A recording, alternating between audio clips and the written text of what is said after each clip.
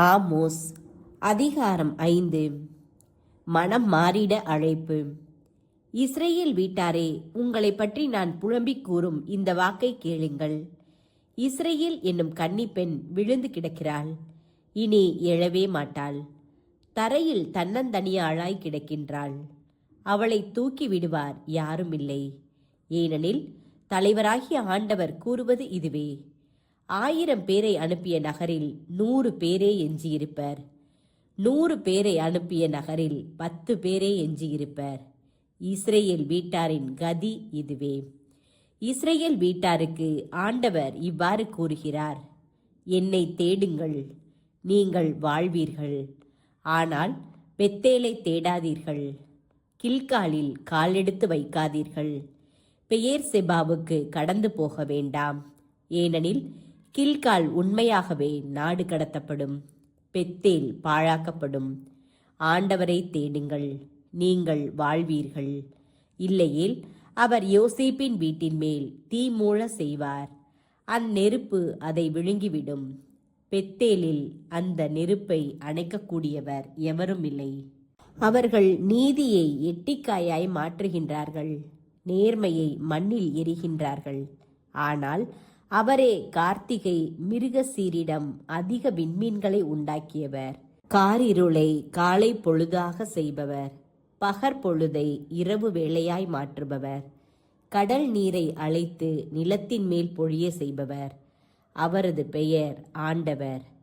வலிமை மிக்க தலங்கள் மேல் அவர் அழிவை அனுப்புவதால் அவை அழிவை காண்கின்றன. அவர்கள் நகர் வாயிலில் நின்று கொண்டு தங்களை கண்டிப்பவனை பகைக்கிறார்கள், உண்மை பேசுபவனை வெறுத்து ஒதுக்குகின்றார்கள். நீங்கள் ஏழைகளை நசுக்கி அவர்களிடம் தானிய வரியாக வாங்கிக் கொண்டு நன்கு செதுக்கிய கற்களால் வீடு கட்டினீர்கள். அந்த வீடுகளில் நீங்கள் வாழப்போவதில்லை. அருமையான திராட்சை தோட்டங்களை அமைத்தீர்கள், அவை தரும் திராட்சை ரசத்தை நீங்கள் குடிக்கப் போவதில்லை. உங்கள் குற்றங்கள் எவ்வளவு மிகுதியானவை என்றும் உங்கள் பாவங்கள் எத்துணை கொடியவை என்றும் நான் அறிவேன். நல்லாரை துன்புறுத்துகிறீர்கள், கையூட்டு வாங்குகிறீர்கள். நகர் வாயிலில் வறியோருக்கு நீதி வழங்க மறுக்கிறீர்கள். அது கெட்ட காலம் என்பதால் அப்போது விவேகமுள்ளவன் வாய் திறக்க மாட்டான். நன்மையை நாடுங்கள், தீமையை தேடாதீர்கள். அப்பொழுது நீங்கள் சொல்வது போல படைகளின் கடவுளாகிய ஆண்டவர் உங்களோடு இருப்பார். தீமையை வெறுத்து நன்மையை நாடுங்கள், நகர் வாயிலில் நீதியை நிலைநாட்டுங்கள்.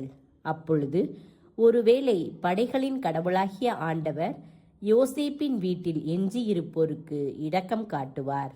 ஆகையால் படைகளின் கடவுளும் தலைவருமாகிய ஆண்டவர் இவ்வாறு கூறுகிறார்: பொதுவிடங்கள் எங்கும் அழுகுரல் கேட்கும், எல்லா வீதிகளிலும் ஐயோ ஐயோ என்ற புலம்பல் எழும்பும்.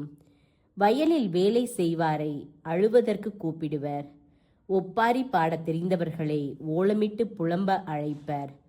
திராட்சை தோட்டம் எங்கனும் ஒரே அழுகையாயிருக்கும், ஏனெனில் உங்கள் நடுவே நான் கடந்து செல்வேன் என்கிறார் ஆண்டவர்.